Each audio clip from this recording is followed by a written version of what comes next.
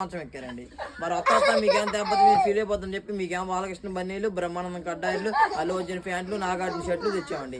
మరి మీ తెచ్చి అమ్మగారు తేకపోతే అమ్మగారు ఫీల్ అయిపోతుందని చెప్పి అమ్మగారికి ఏమో శ్రీదేవి చీరలో, తమన్నా చీరలో, అనుష్క చెప్పు, నాగమ్మనారలో తెచ్చేసామండి. మరి మీరు 100 రోజులు వెళ్తే పక్కన టిఫిన్ చేస్తూ ఉంటామండి. ఈలో పైన హెలికాప్టర్ దింపేద్దండి. మరి మీకులా మేము డాబాలు కడదామంటే మా డాబాలో పైన టాపులు లేవండి, కింద పునాదులు లేవండి. మా డాబాలు ఎప్పుడు గాలి ఎగురుతాయండి. మరి మా డాబాల పైన ఇటుక తిరిగిపోతుందండి, పెంకి అయితే పేలిపోతుందండి, జమ్మ అయితే జారిపోతుందండి, నాపర అయితే నలిగిపోతుందండి, పాలర అయితే పగిలిపోతుందండి.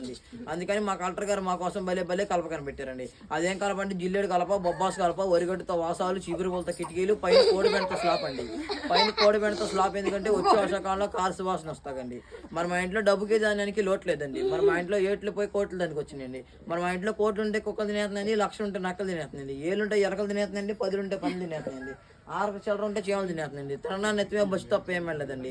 అందుకే పడిచ్చేసామండి. మరి మా ఇంట్లో కేజీ బంగారం ఉంటే కుక్క నాకు చెప్పి చెత్తకొప్పలో పడేసామండి.